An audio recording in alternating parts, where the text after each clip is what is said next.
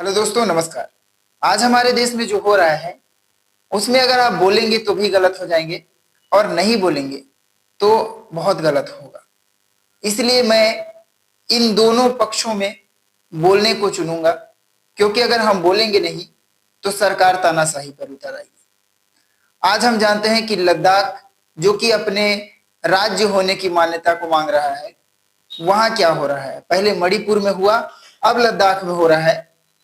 लेकिन इस बार जो हुआ है वो कभी नहीं हुआ। दमन चक्र ऐसा, आरोप ऐसे जो कि व्यक्ति को झकझोर देते हैं। आज जिस व्यक्ति पर आरोप उठे हैं, जिन्हें गिरफ्तार किया गया है, उनका नाम है सोनम वांगचुक। सोनम वांगचुक वही है जिनके जीवन पर थ्री इडियट्स नाम की एक ब्लॉकबस्टर मूवी बनी है। इस मूवी ने कितने लोगों को इंस्पिरेशन दिया। आज भी अगर आप ये मूवी देखेंगे तो आपको सेल्फ मोटिवेशन मिलता है और आप सोचेंगे कि आप जो कर रहे हैं उसमें भी खुशी ढूंढी जा सकती है और उसमें भी कुछ अच्छा किया जा सकता है। लेकिन बात मूवी की नहीं है, या बात किसी फिक्शनल कैरेक्टर की नहीं है। यहाँ बात हो रही है एक एनवायरमेंटलिस्ट या इंडियन आर्मी के लिए बहुत सारे इनोवेशन करके देने वाले सोनम वांगचुक की। ये हमारे देश के ऐसे महान साइंटिस्ट में से है जिन्होंने विभिन्न प्रकार के अवार्ड, जिसमें रेमन मैग्नेसिस अवार्ड भी है, ये भी लेकर आया इंडिया। आज इन पर आरोप है कि इनके साथ पाकिस्तानी इंटेलिजेंस ब्यूरो के व्यक्ति मिलकर ये सारा जो मामला है उसको उठा रहे हैं, या फिर घाटी में या लद्दाख में अशांति फैला रहे हैं। आज इन पर देशद्रोह का आरोप लगाया है। इनको एनएसए के तहत गिरफ्तार कर लिया गया है।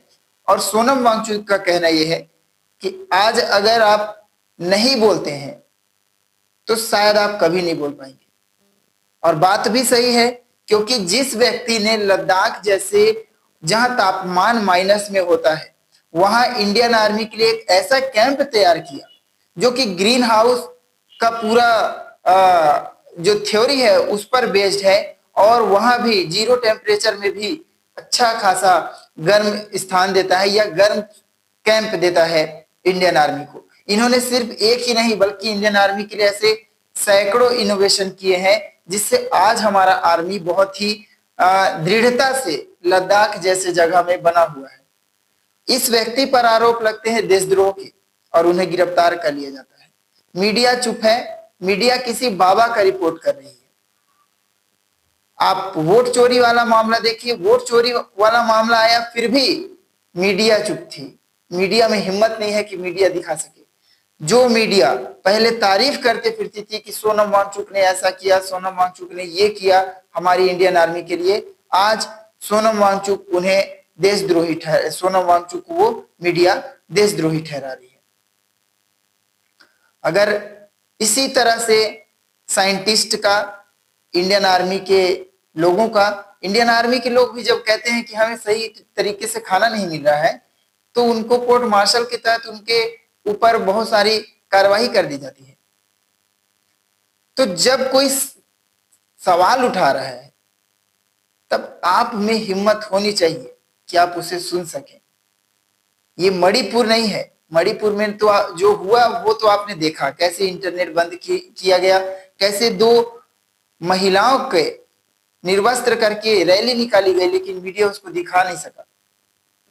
उसी तरह से आज लद्दाख में जो हो रहा है वहां भी ये सारी चीजें करके और मुंह बंद करने का काम किया गया है। जिस व्यक्ति की तारीफ की जानी चाहिए, जिसे देश में एक महत्वपूर्ण पद दिया जाना चाहिए, जिसे जो वैज्ञानिक परिषद होता है उसका अध्यक्ष बनाना चाहिए, ऐसे व्यक्ति को आज जेल में डाल दिया गया है।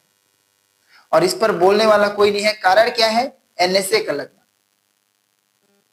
पर क्या आपके आरोप सच हैं?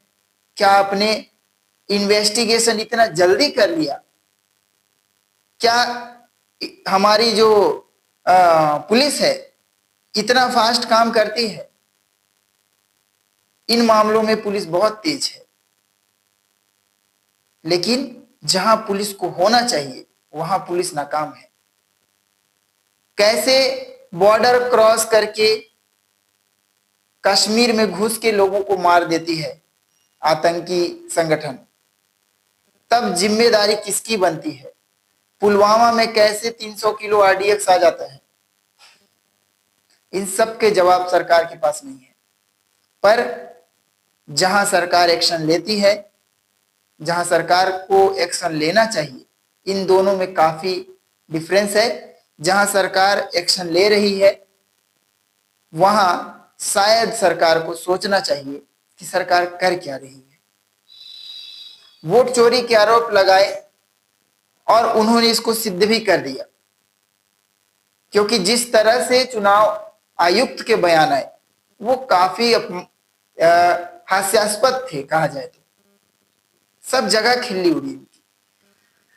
लेकिन आज भी सरकार का रवैया वही है, कहीं से सुधार नहीं दिखते हैं। लोग गरीबी झेल रहे हैं, बेरोजगारी झेल रहे हैं। लद्दाख जैसे जगह पर जब जमीनी स्तर पर इसकी मांग की जाती है कि हमको आप केंद्र शासित से हटाइए, हमको इसका कोई भी बेनिफिट नहीं मिल रहा है, हमको एक राज्य का दर्जा दीजिए, तब आप वहां के जो लोग हैं उन पर दमन चक्र चलाते हैं, उनको जेल पर डालते हैं। और इन आरोपों का या इस तरह के पाप को आप कैसे भोगेंगे वो आपको समझना पड़ेगा। आई होप दोस्तों आपको ये वीडियो समझ में आया होगा कि बात किसकी हो रही है।